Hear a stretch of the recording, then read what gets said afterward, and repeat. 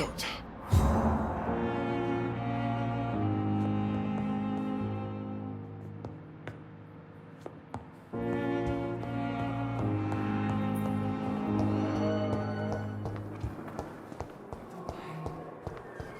It's here again.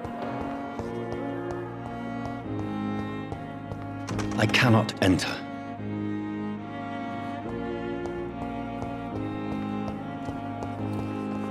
I wonder why the Goswicks came here in the first place.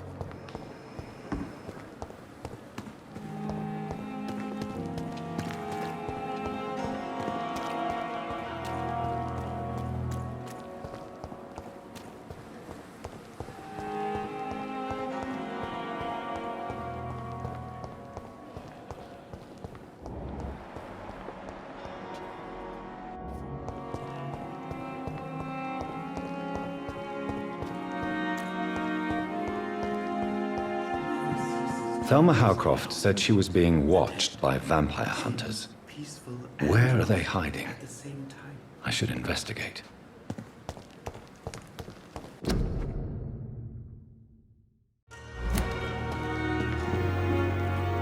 It's locked, all right. Good evening. I'm Dr. Reed. Always a pleasure to meet a colleague, sir. Especially when he was supposedly dead. A colleague. Are you a doctor, too? Not anymore, sir. I used to be Dr. Rakesh Chadana. Now, I'm just Mr. Chadana, pawnbroker and humble guardian of this morgue. What do you mean, you used to be a doctor? Was your license revoked? No, sir. It is just that I like to be precise. I run a little pawn shop while taking care of the dead. But I used to be a real doctor.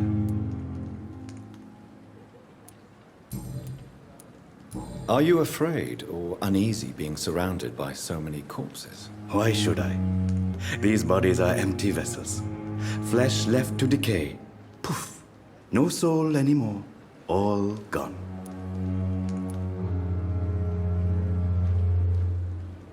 An interesting point of view. And quite an exotic one, too. Most people fear, or at least have a respect, for dead flesh. Sir, as a medic during the war, I learned to face my death and the death of others. It's the pain we have to tame, not death itself. How did you get this job? After I left the army, I worked as an undertaker down by the docks. A dangerous place with many an unpleasant business there. Milton Hooks helped me get a job here. Have we met before? I don't think so, sir. Why? When we first talked, you said you were glad to meet me since I was reported dead. Funny story, sir. Your sister came here a few nights ago. You were missing, and she was looking for your body. She must be very relieved now. Do you work here alone? Yes, very easy work, sir. All I have to do is watch a few bodies. The situation was very different when the main morgue was still open. Why close the hospital's main morgue? It was for sanitary reasons after the beginning of the epidemic. Cadavers had to be moved to the nearest mass grave. Why do you have to watch these bodies? Because these poor fellows have no names. We keep them in case someone comes looking for the missing. Sadly, very rarely happens.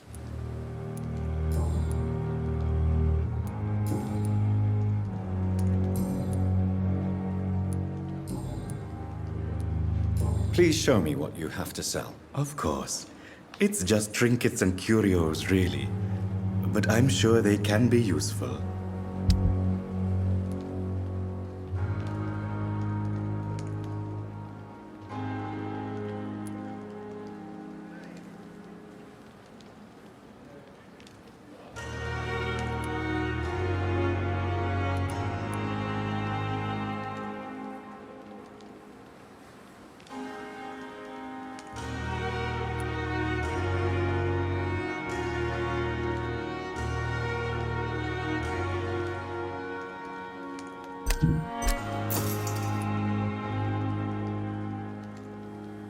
It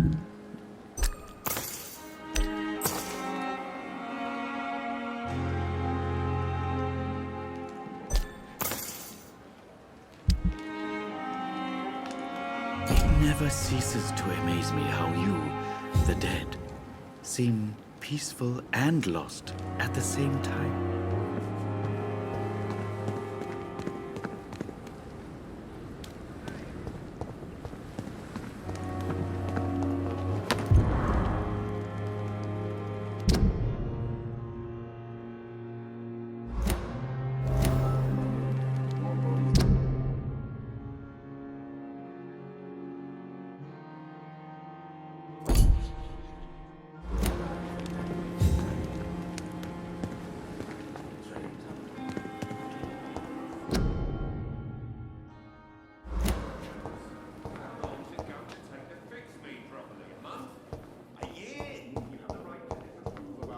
And you can kindly apologize when you're feeling better.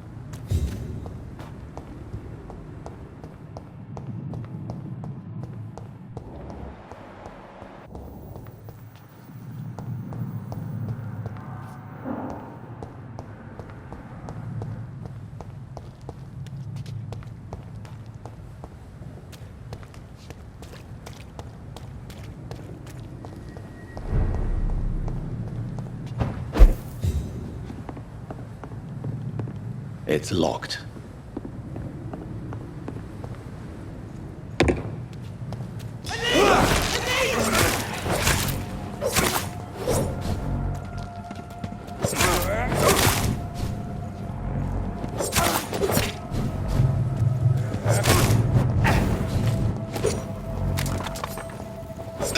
Down! Finish it!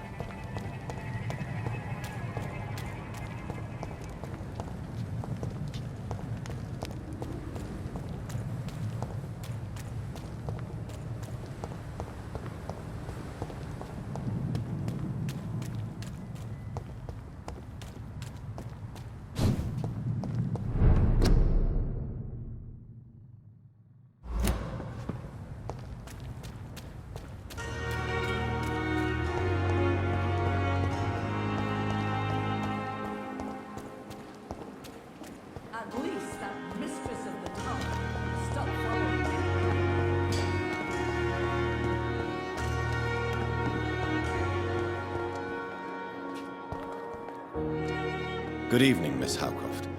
How are you tonight? I need blood, Doctor. Warm, rich, vibrant blood.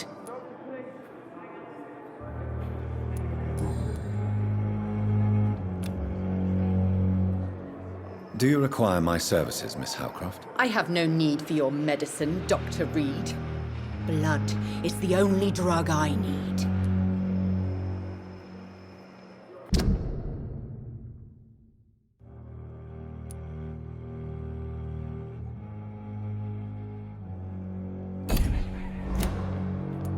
I'll leave you, Mistress of the Dark, to your nocturnal activities. And what of my own life?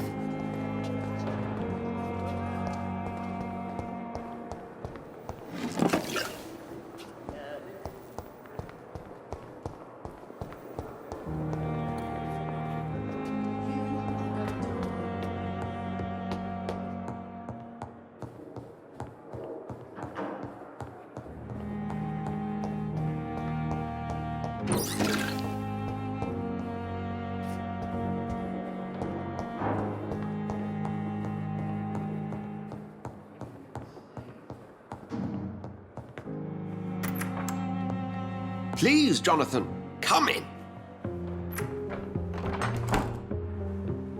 Fascinating, is it not? In the last decade, so many mysteries have been brought to light with our microscopes.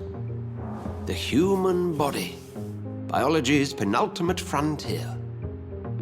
The more we explore its boundaries, the less we're able to trace a clear line between life and death. You, my friend, have a foot in both countries. The view must be vertiginous. It's at least as vertiginous as chatting about vampires with you, I would say. This must be all so new to you. This area of town, the hospital, a brand new life. How stimulating it must be. I wish I could share your enthusiasm, Dr. Swansea, but my condition defies scientific categorization.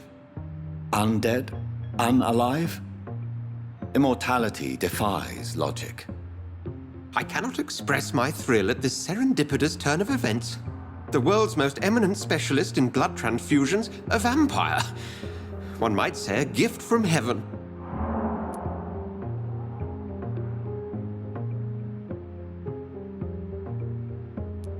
There is an absurd poetry to my situation. Physician, heal thyself. Forgive me.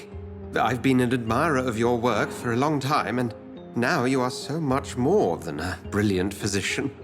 And please, call me Edgar.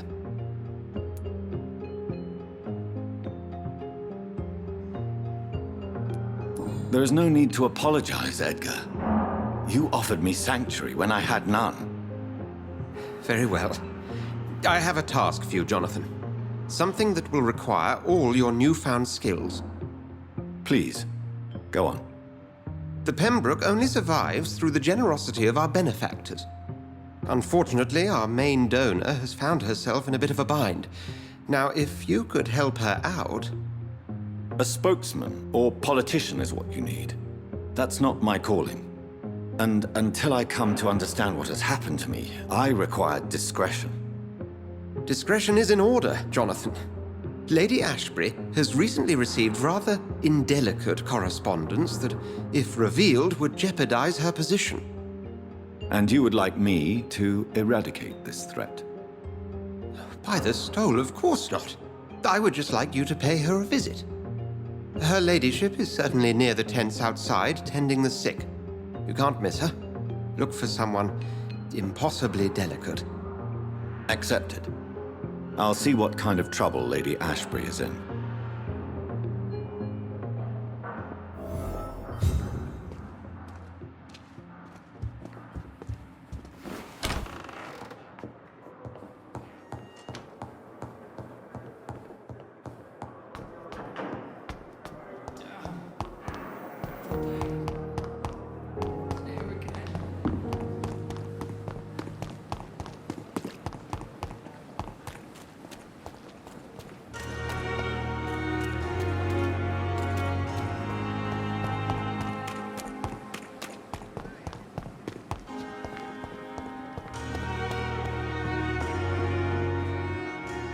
flu took my dear wife, Emily.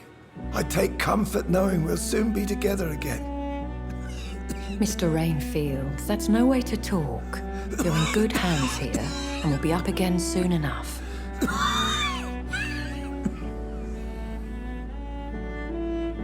Now do me a kindness and get some sleep.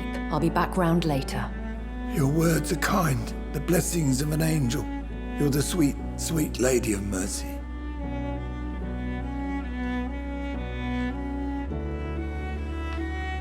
Good evening, Dr. Reed. It's a pleasure to see you again. You seem surprised. Dr. Swansea has brought me up to speed concerning your recent appointment to Pembroke Hospital. You're a the lady who saved me that night, before vanishing into thin air. I remember you from the pub with Dr. Swansea. Indeed. Allow me to introduce myself formally this time. My name is Lady Ashbury. I remember you well, in spite of the brevity of our encounter.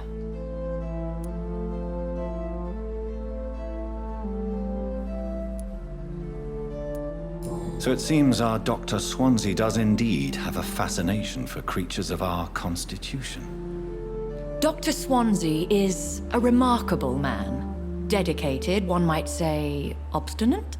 He spent years compiling our bestiary. I hope you're more disposed to answer my questions now. You must have countless questions, but our rather urgent matter first. Swansea has explained. My cover, if you prefer, has been compromised. Have any of the patients given you trouble? These poor souls have so little left to live for. I do my best to ease their pain. The world would be a better place if it were cared for by women like you. You make me blush. I am simply a necessary evil. Pardon my boldness, Your Ladyship, but I have questions concerning this condition we share. As a newborn, your hunger for answers is rivaled only by your thirst for blood. But the questions need wait. I'm a scientist. My trade is in the deciphering of mysteries, and I need information to feed my mind. I will gladly answer every question you have, but first, prove yourself capable of resolving my predicament without eating the culprit. Dr. Swansea has commissioned me to be your agent in this matter. You could start by explaining what's amiss.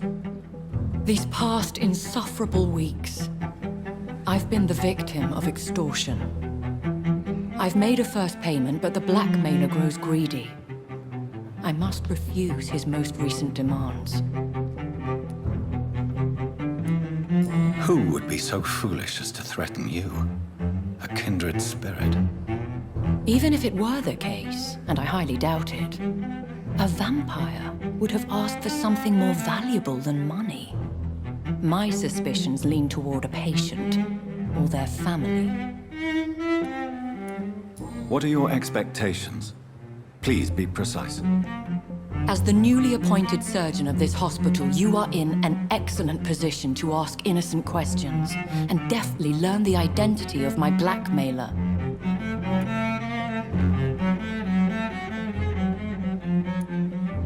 If we're dealing with an ordinary criminal, surely you've the means to deal with it yourself, if I may.